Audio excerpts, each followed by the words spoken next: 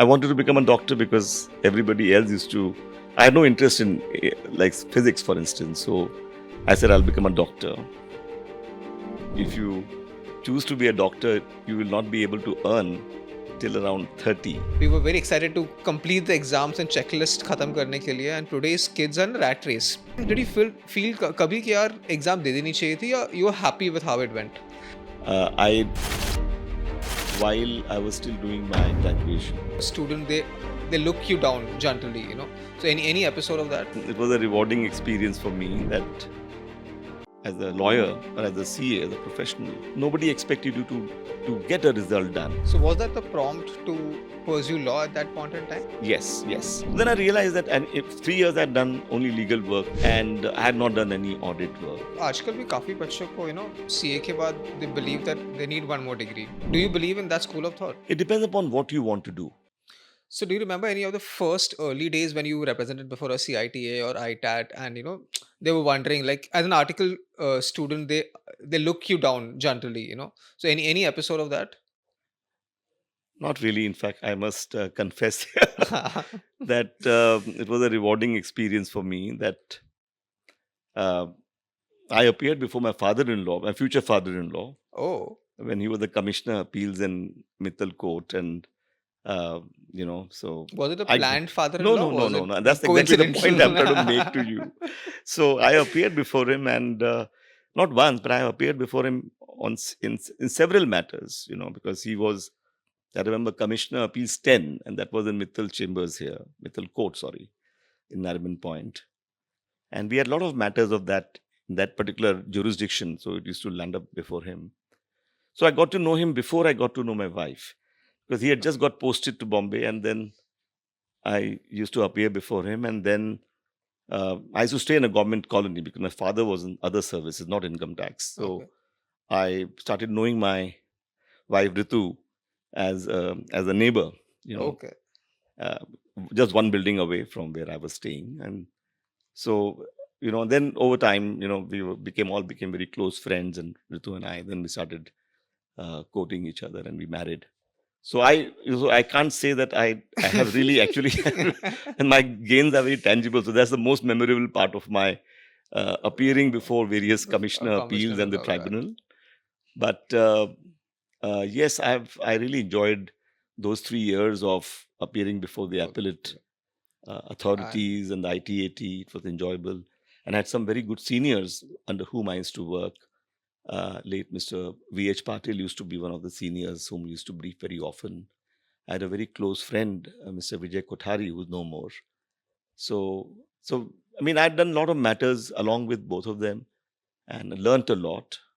Learned how to prepare, how to present, and so I owe a lot to them.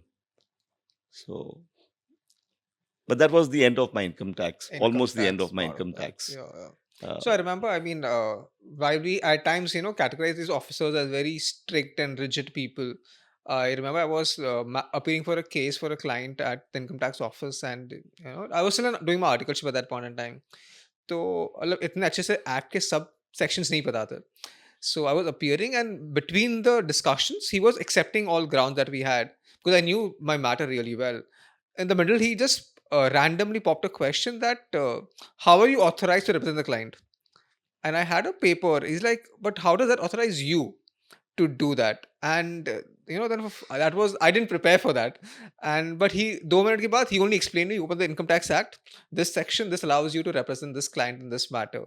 I'm like, that was a learning point from an income tax officer that came to me as well. So not all officers are difficult to function with if we go in the right direction.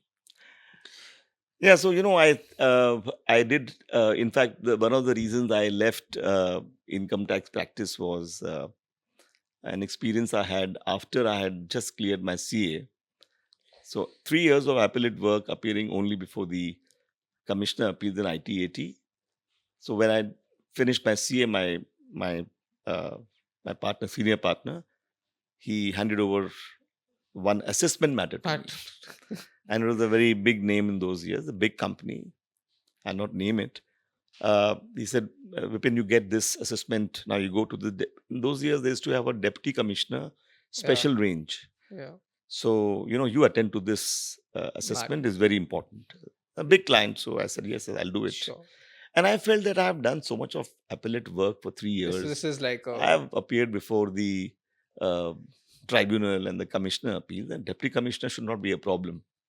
correct. But I was handling an assessment for the first time. So, So so I went before the deputy commissioner. I sent my card in. He made me wait for about an hour and a half. Then he calls me inside and he says, "Okay, where is your senior?" senior. I said, "He's busy in some other work and things like that." He says, "Okay."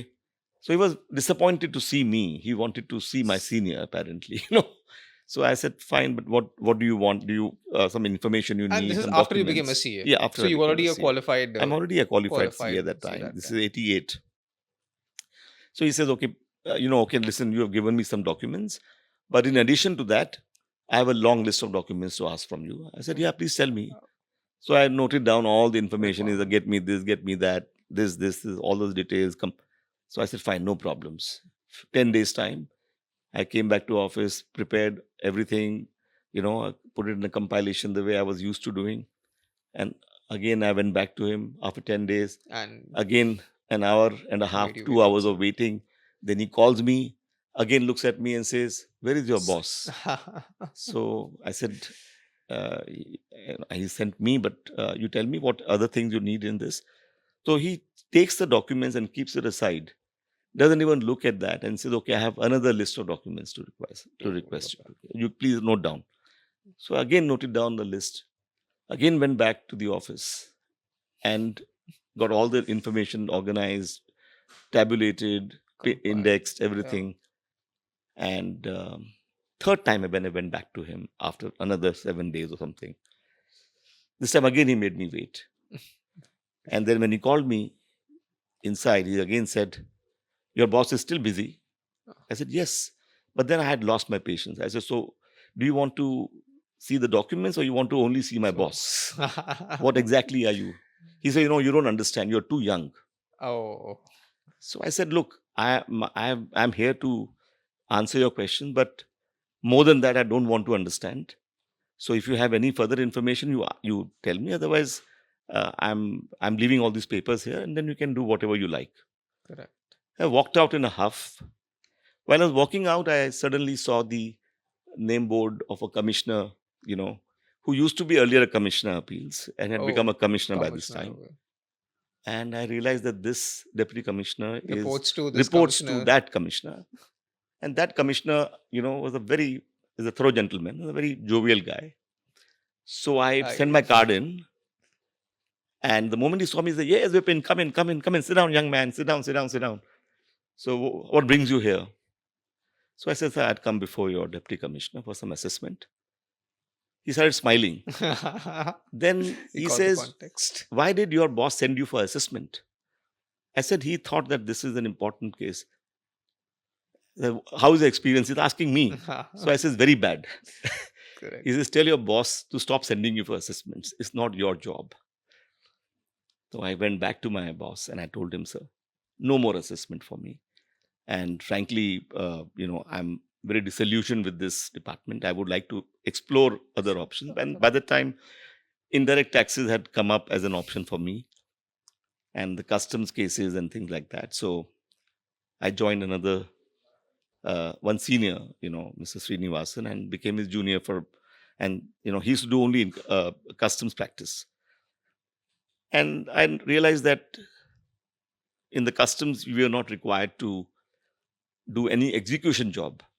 Okay, In the income tax, there was always this thing, "Mera assessment kara dena." The correct, client was only concerned with the assessment, with the result. correct. So the whole uh, pressure was upon you.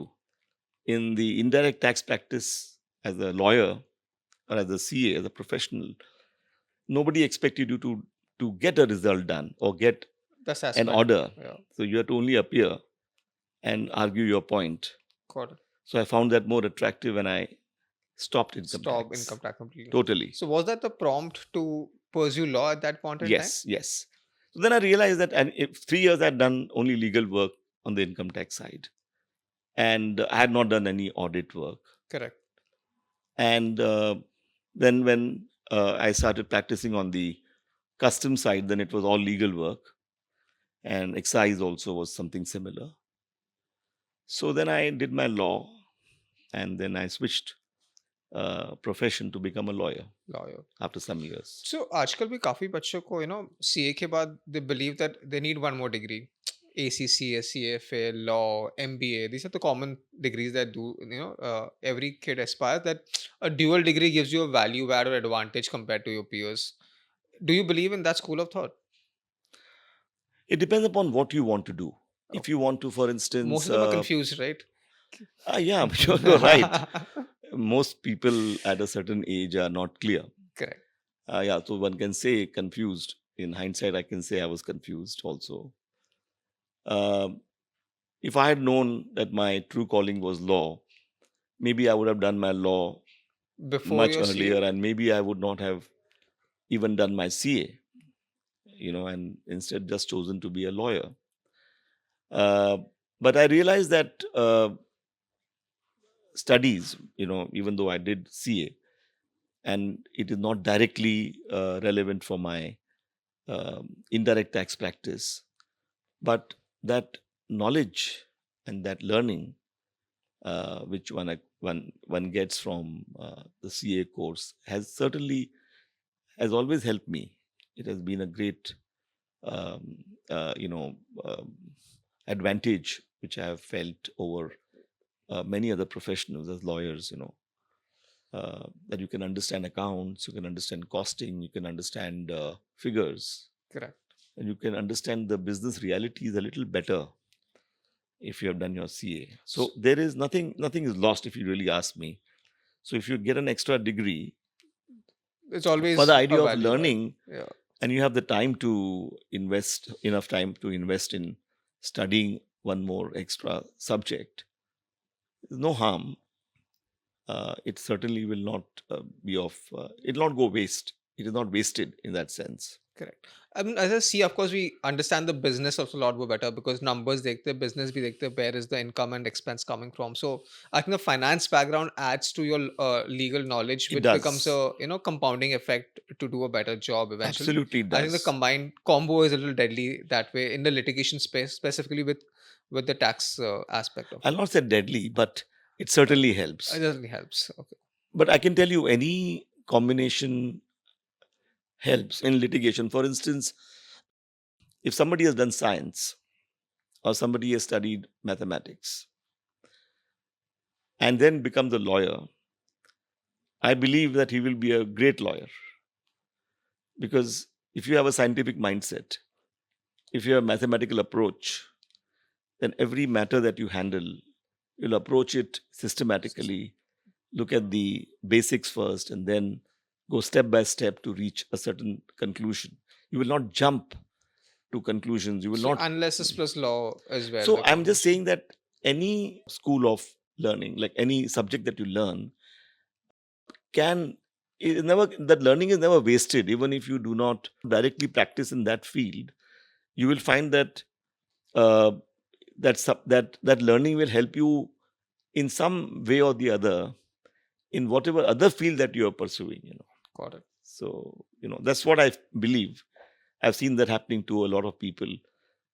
From they become lawyers after doing a science subject, or somebody who's done CA and then become a lawyer. So we were speaking about your articleship direct tax. Then you decided to move to indirect tax and pursue your law, and then you started off on your own venture. Tell me, how did that thought of starting on your own come in, and has that paid off? Because in 1980s, tax and audit was the cream of a chartered accountant. To venture into indirect tax and then making a name for yourself, what has that journey been?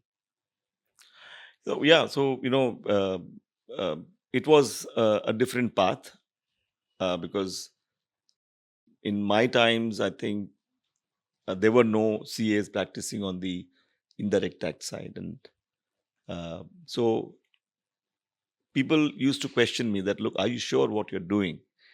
You are a CA, you should be doing audit, you should be doing accounts, you should be doing consulting, maybe you should be doing income tax. What are you doing on the indirect taxes side? What are you doing on the custom side?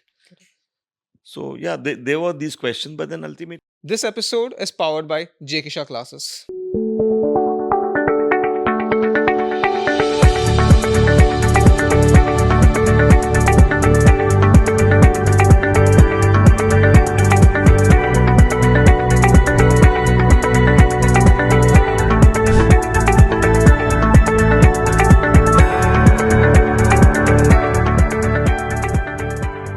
So, did your litigation and your artificial experience help you get the first few clients? I joined the chamber of a senior lawyer. Do you see that trend somewhere reversing in the future, or this is how it's going to be eventually? You see, there's going to be work for professionals. Any landmark judgments that you have been part of in your journey? One is a case called Syed Ali, which